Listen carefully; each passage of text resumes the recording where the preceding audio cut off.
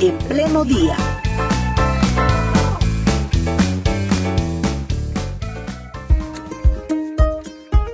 Opiniones sobre la mesa. Aquí viene la entrevista.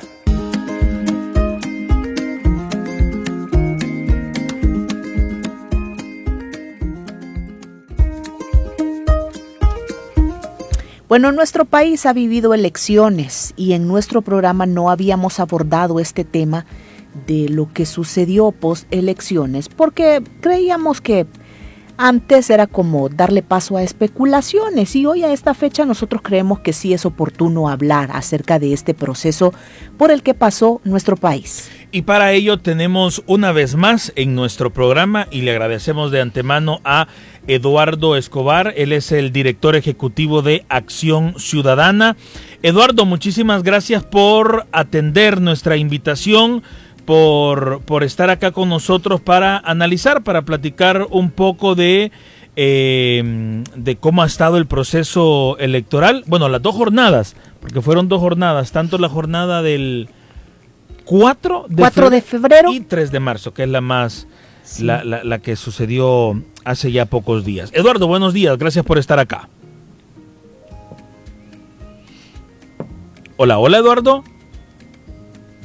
Creo que no sé. Audio, quizás el micrófono. Él ya está listo.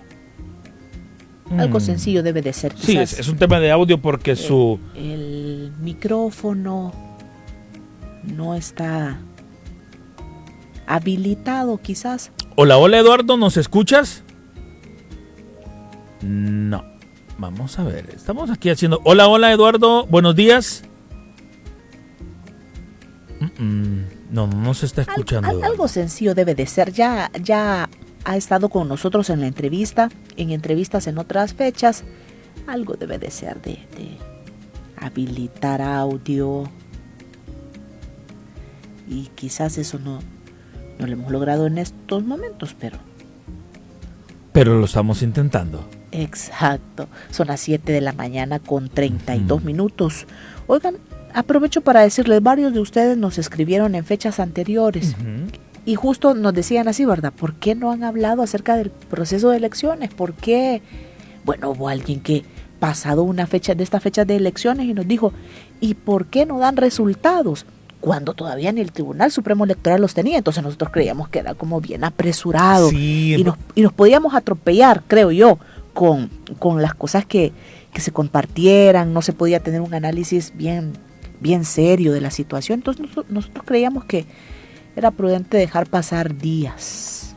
Sí, porque le costó al Tribunal Supremo Electoral poder compartir las informaciones y pues no íbamos... De hecho, en su momento lo dijimos nosotros, así como hacemos con cada información que viene desde el Estado, desde cualquiera de sus instituciones, siempre esperamos la versión oficial. En el caso del Tribunal Supremo Electoral no iba a ser la excepción, y eso nos bueno, si el tribunal se demoró, nosotros también.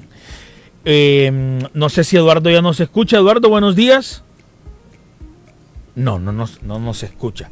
Que por cierto va saliendo de una entrevista del 21. Ah, pues entonces está en su aparato móvil. Exacto. Por ahí puede ir la... A veces son detallitos así los que obstaculizan la comunicación. Exacto. Digamos, tal vez siempre usted ha usado determinada computadora. Un día cambia de computadora y resulta que... desconfigura todo. Ajá, exacto. Entonces, algún detallito así debe de ser. Y más si él va con su aparato móvil. Correcto. Vamos a seguir intentando. Hola, Eduardo, buenos días. Buenos días. Ahora sí. Estamos listos. Le veo perfecto. El audio sí lo tengo un poquito bajo. Voy a seguir revisando por acá, pero eso... Audífonos. En el camino lo logramos resolver. ¿Cómo, Eduardo? No tengo audífonos. Ah, ok, no tiene audífonos. No Eduardo. tiene. Ah, pues esa puede ser una de las razones, quizá, ¿crees? Sí, esa puede ser una de las razones, porque sí, el audio lo tenemos un tanto bajo. Pero bueno, Eduardo, gracias por estar con nosotros. Lo decíamos hace unos minutos, temas técnicos que siempre suceden, pero gracias por su tiempo para Radio Restauración. No, gracias a ustedes. Un saludo a su audiencia. ¿Se capta bien? Yo creo que no. No, el audio lo tenemos muy bajo. Bien bajo. Sí, el audio que recibimos de Eduardo no sé en qué estará. ¿El volumen del móvil? Hola, Eduardo. Sí, no, o sea, está todo activado. Vaya, vamos a hacer algo, Eduardo. Ya sé qué vamos a hacer. Doy un clic por acá. Ahora sí, Eduardo, hagamos una última prueba. Buenos días. Buenos días. Perfecto. 1, 2. Estamos. Ahora sí vamos a poder platicar. Qué bien. Bueno, Eduardo, buenos días. A ver, ¿ustedes ya tienen cifra de personas que fueron y participaron en estas elecciones, que fueron a votar? Todavía está en proceso el escrutinio, que va a comenzar el día de ahora, pero ya hay una proyección de la participación. Rondará cerca del 30%. Esa es la asistencia promedio que se tiene a las urnas el domingo pasado.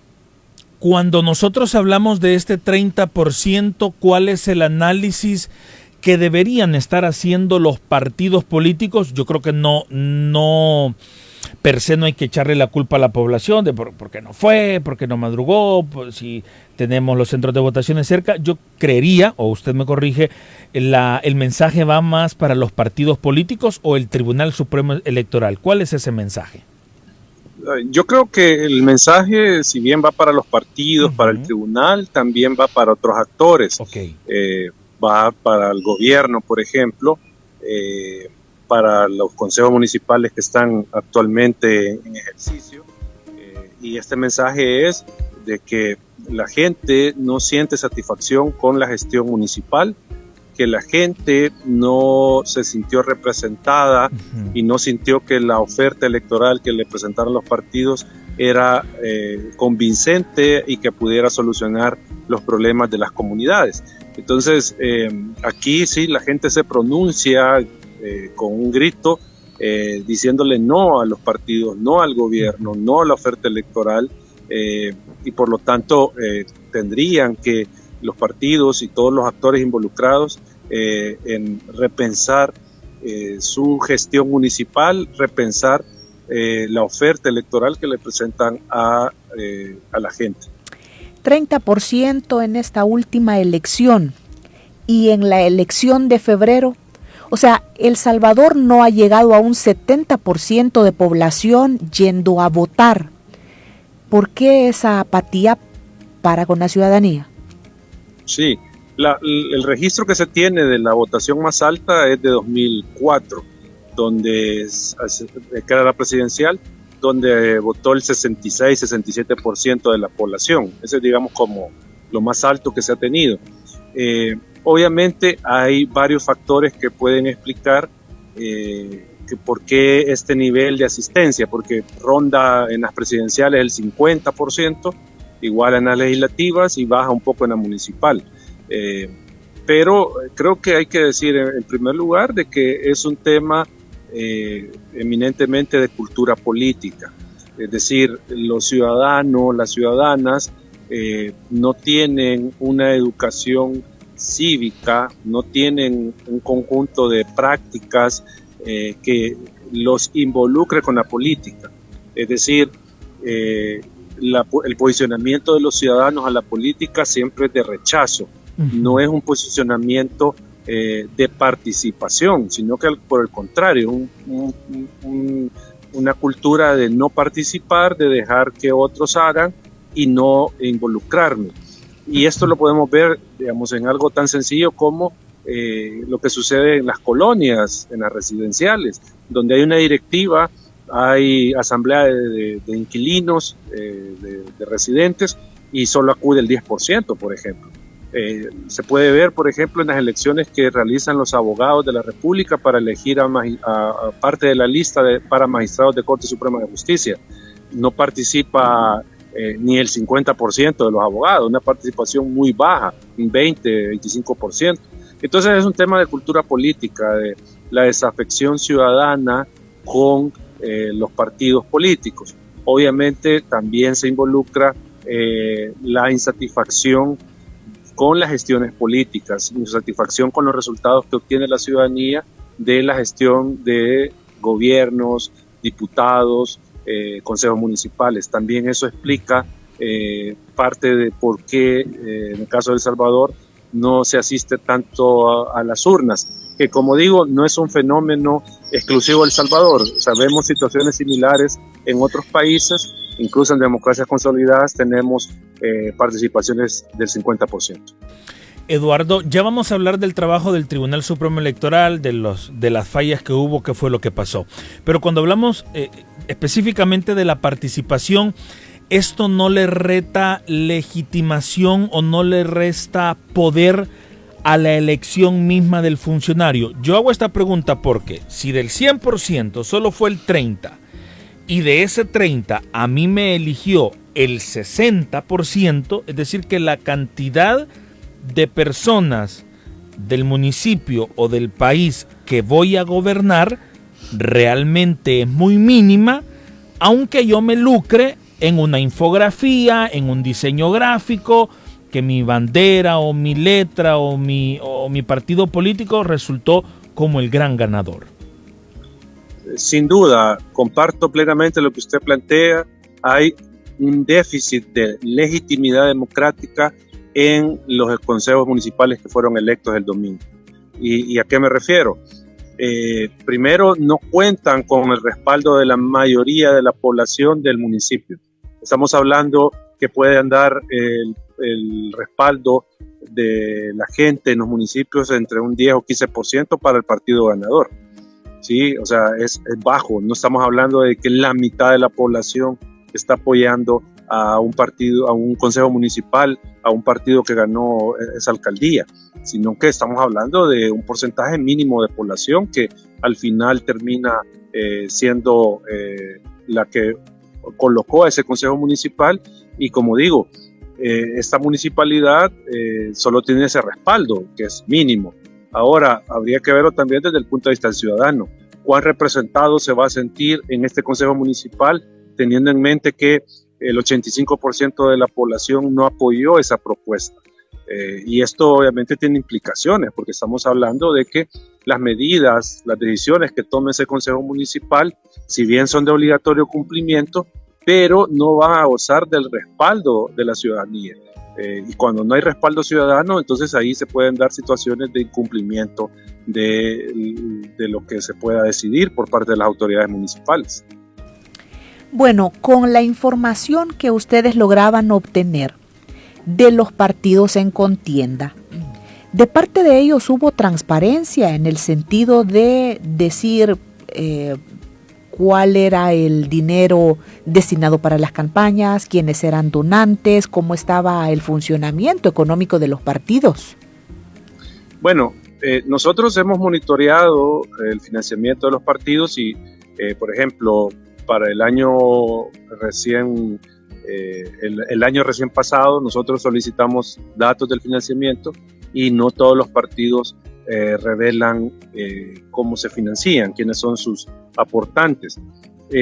Obviamente, en este momento de elecciones, ningún partido, ningún candidato, al menos que nosotros sepamos, ha declarado cuál es la fuente con la que financió esta campaña electoral. Entonces, estamos de nuevo ante una situación de poca transparencia de los partidos, donde no rinden cuentas a la ciudadanía de quién ha financiado sus actividades proselitistas. O sea, eso no se sabe. Y eso, digamos, es un problema, porque entonces hablamos de que perfectamente puede existir financiamiento ilegal de campañas, ya sea financiamiento del crimen organizado, ya sea de sectores económicos que tienen intereses particulares, ya sea que se han desviado fondos públicos. Entonces hay una variedad de posibilidades que se dan cuando no se conoce quiénes son los que financian a los partidos. ¿Y la transparencia del Tribunal Supremo Electoral, cómo la evalúa Acción Ciudadana en ambos procesos, el de febrero y el de marzo? Bueno, el tribunal se ha quedado corto en informar a la ciudadanía sobre muchos aspectos del proceso electoral. Por ejemplo, nosotros señalábamos de que no se conocían resultados de auditorías, de pruebas del sistema informático que se va a usar tanto para el voto en el exterior como para el escrutinio en las mesas. O sea, eso no se conoció. Entonces, eso, digamos, es parte de las deficiencias en materia de transparencia de la autoridad electoral. Igual hay, por lo que comentaba alguien, no estaban actualizadas las actas del tribunal, es decir, las actas de reuniones del pleno. Entonces, hay varios aspectos del proceso electoral que digamos, ha sido deficiente la transparencia del tribunal, y se le ha señalado pues de que tiene que informar a la población de las diferentes etapas y procesos del proceso, y obviamente, por ejemplo, en esta coyuntura, de informar si, por ejemplo, se habían superado los problemas del sistema informático. O sea, si íbamos a tener caos en esta elección, no se dijo nada de eso. Por suerte, se solventaron esas deficiencias y no tuvimos problemas en el escrutinio. Bueno, ¿y cómo estuvo eso de que algunos de los participantes salieran en el mismo día de las elecciones con resultados que decían que ellos tenían, salieran ya a proclamarse ganadores? Eso lo vimos en el 3 de febrero y también este 4 de marzo. Bueno, es una práctica recurrente que no es nueva de este proceso electoral, el que candidatos salgan antes que la autoridad electoral dé resultados proclamándose ganadores. Esto obviamente responde a estrategia política electoral y se basa en algunos monitoreos que hacen a boca de urna, es decir, se contratan empresas para que en las afueras de los centros de votación consulten a los ciudadanos por quién votó y a partir de eso elaborar un pronóstico, una tendencia de la votación. Entonces, digamos, no es nada nuevo, y con esto no quiero decirte que no sea un acto que sea censurable, sino que el punto es de que se ha dado en otros procesos electorales, se vuelve a dar en este proceso electoral, que obviamente no debería suceder este tipo de situaciones. Eduardo, ¿usted cree que, volviendo al tema de la participación ciudadana, y quiero enfocarme en los consejos municipales, ¿usted considera que este mensaje de no me interesa elegir a mis próximos gobernantes debería preocupar a los próximos consejos municipales en el sentido de comprometerse más con sus poblaciones, o cree que la apatía va a continuar desde las alcaldías? Bueno, depende la lectura que haga el candidato que ganó en cada municipalidad. Si hace una lectura correcta, pues obviamente tiene que corregir los problemas que llevaron a que la ciudadanía no participara en esta elección. Pero si hace una lectura incorrecta, pues ellos creen que tienen cheque en blanco y van a hacer lo que quieran. Porque digo, nadie debería estar cantando victorias que obviamente son pírricas, pero digo, va a depender de cada candidato si hace la lectura correcta y corrige lo que la gestión actual de ese municipio no logró hacer.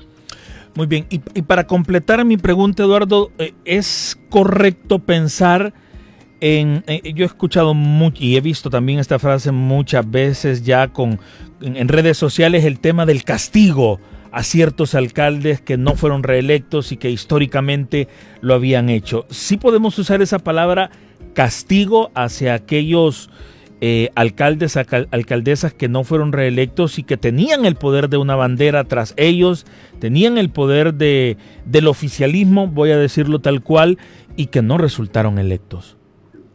Sí, podría calificarse de castigo, rechazo a una mala gestión. O sea, eso yo creo que podría calificarse de esa manera, sin duda, porque tú no me cumpliste, entonces yo te castigo no religiéndote, no dándote mi voto. Yo te rechazo votando por otro candidato que sí creo que me va a resolver. Entonces, sin duda, eso es parte, ¿verdad? El no votar, se le manda ese mensaje de rechazo, de castigo al candidato que desarrolló una mala gestión. Mire, Eduardo, y pese a lo que dicen algunos observadores en sus informes, otros organismos que han ya presentado pues críticas de estos procesos, o sea, pese a todo esto, nada va a cambiar. Ya los resultados obtenidos, esos se van a mantener. Sí, pareciera que en muchos casos ya la tendencia es clara y aunque falta, digamos, escrutar un porcentaje del 20-30% de las actas, pero pareciera que ya la tendencia no cambia. O sea, pareciera, digo, obviamente hay que esperar que estén los resultados finales ya con el escrutinio que se va a comenzar este día y pues así terminar de definir resultados. Obviamente a esta altura ya los partidos tienen el detalle de los resultados en cada urna, de cada municipio. Entonces, digo, si ya se están declarando algunos ganadores y todo esto, es porque tienen ese dato que ya solo faltaría ratificar por el escrutinio final del Tribunal Supremo Electoral. Hablando de ratificación de los resultados del Tribunal Supremo Electoral y siguiendo con el tema de esta institución, Eduardo, puntualmente ustedes, ¿qué recomendaciones harían para que no vuelvan a repetirse las fallas que vimos en estos procesos electorales en elecciones futuras? Bueno, esto digamos es un tema un poco más complicado, ¿verdad? ¿Qué es lo que tendría que hacer la autoridad electoral? En primer lugar, las misiones de observación, tanto nacionales como internacionales, ya en sus informes advierten algunas de las medidas que se deben de tomar. Hay que esperar los informes finales donde se dan las recomendaciones, porque para eso sirve la observación. Pero igual, obviamente, aquí creo que lo que debería suceder, en primer lugar, es que no se den cambios en las reglas electorales tan cercanos, en fechas tan cercanas a la elección.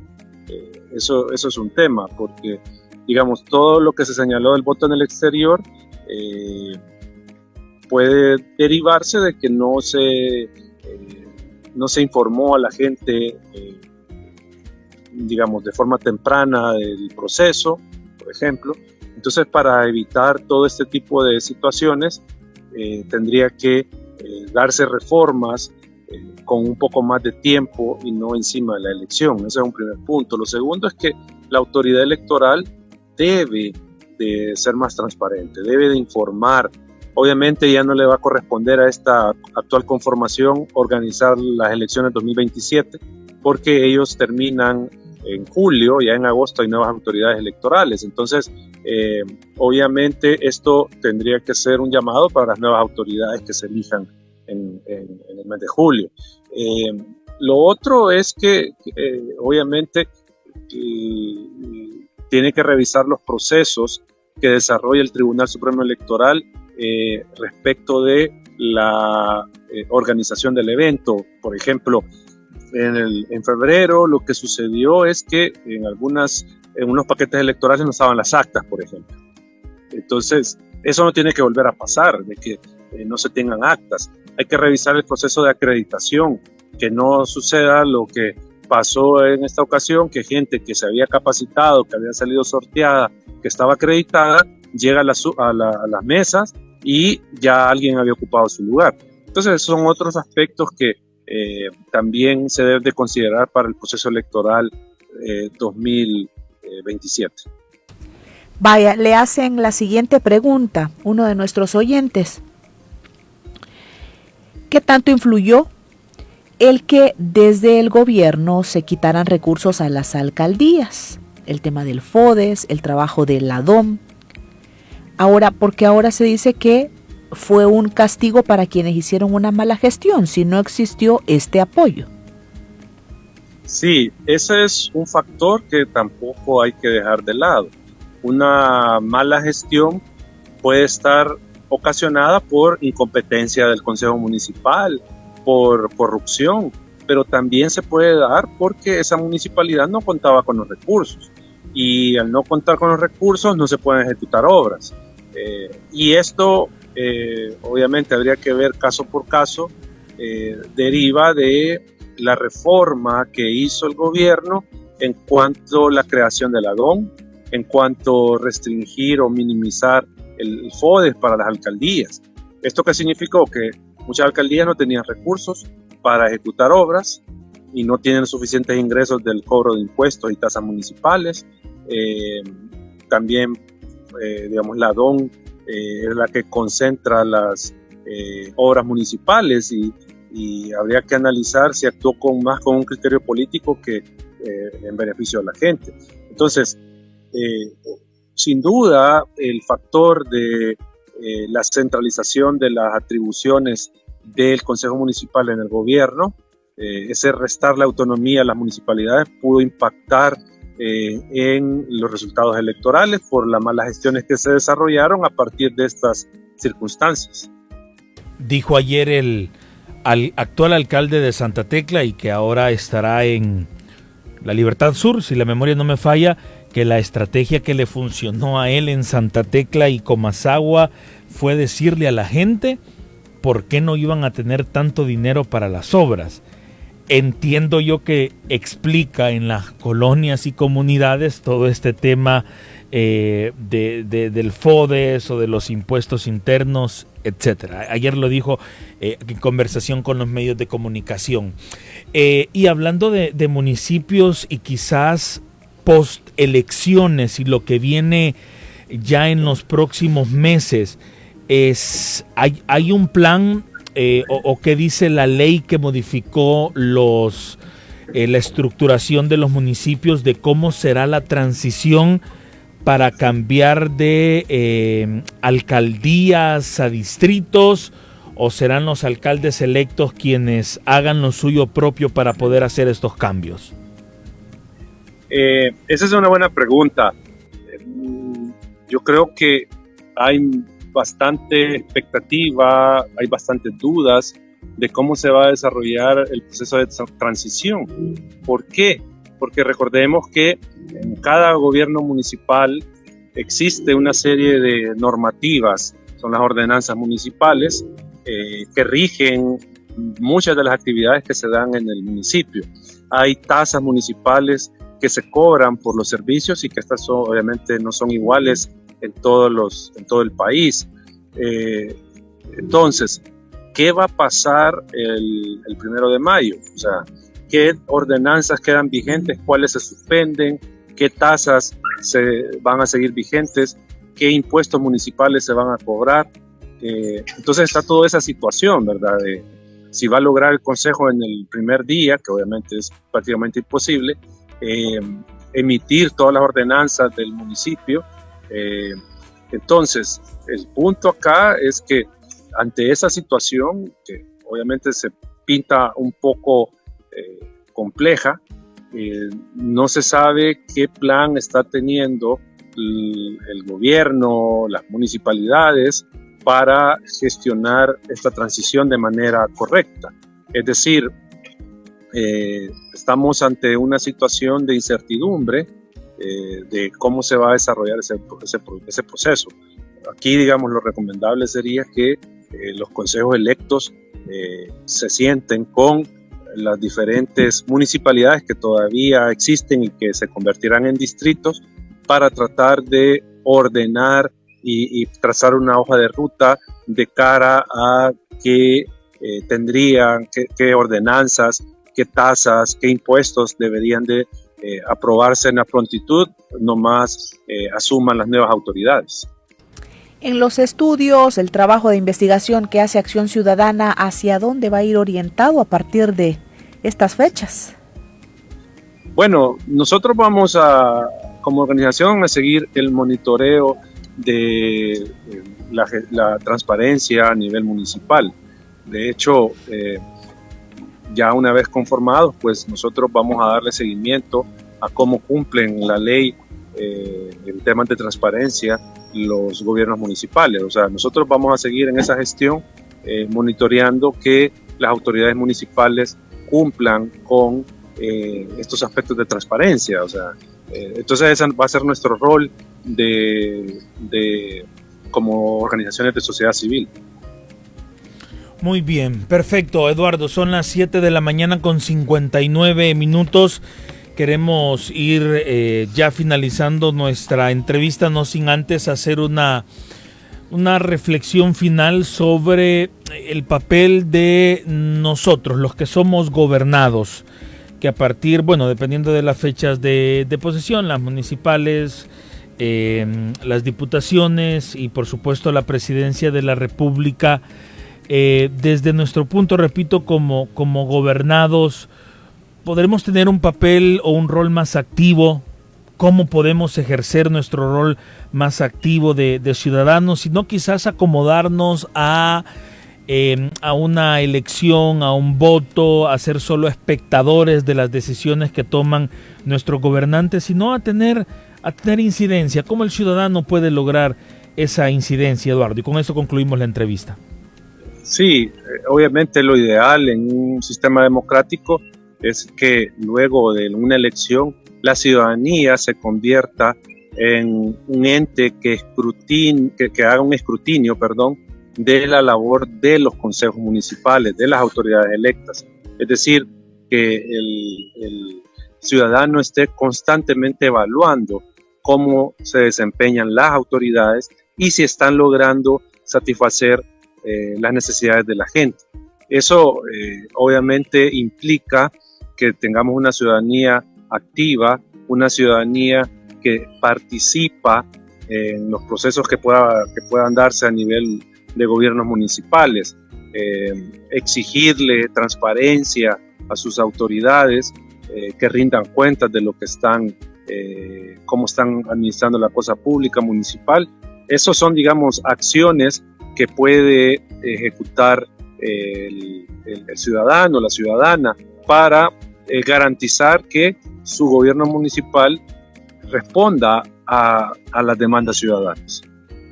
Muy bien, muchas gracias entonces por haber estado hoy con nosotros. No, gracias a ustedes por la invitación, siempre es un gusto, quedamos a las órdenes y un saludo a la audiencia de su emisora. Llegamos a las 8 de la mañana con 2 minutos. Con la finalización de esta entrevista también finalizamos nuestro programa, como siempre agradeciéndole a cada uno de ustedes por su preferencia y no olvidándonos de saludar a quienes se conectan de igual forma a través de nuestras transmisiones simultáneas en redes sociales, porque sus comentarios también son importantes para nosotros. Así es, muchas gracias. Y bueno, como repetimos, ¿verdad? Ya en días anteriores ustedes mismos nos habían preguntado que por qué no habíamos abordado el análisis del proceso electoral. Nosotros creíamos que para evitar especulaciones era mejor tener el tiempo oportuno. Y además también recordarle parte de un texto escrito por el hermano Mario. Las iglesias pueden pensar que el dejar de contrastar con el mundo es una buena estrategia misionera para atraer a más personas, pero la verdad es que no podemos nosotros quedarnos al margen. Somos parte de esta sociedad. Lo que sucede en esta sociedad sucede también a nosotros, nos debe de importar entonces también a nosotros como embajadores del reino de Dios. Llegamos a las 8:03. Gracias por su sintonía. Será hasta mañana. Un abrazo y que Dios les bendiga.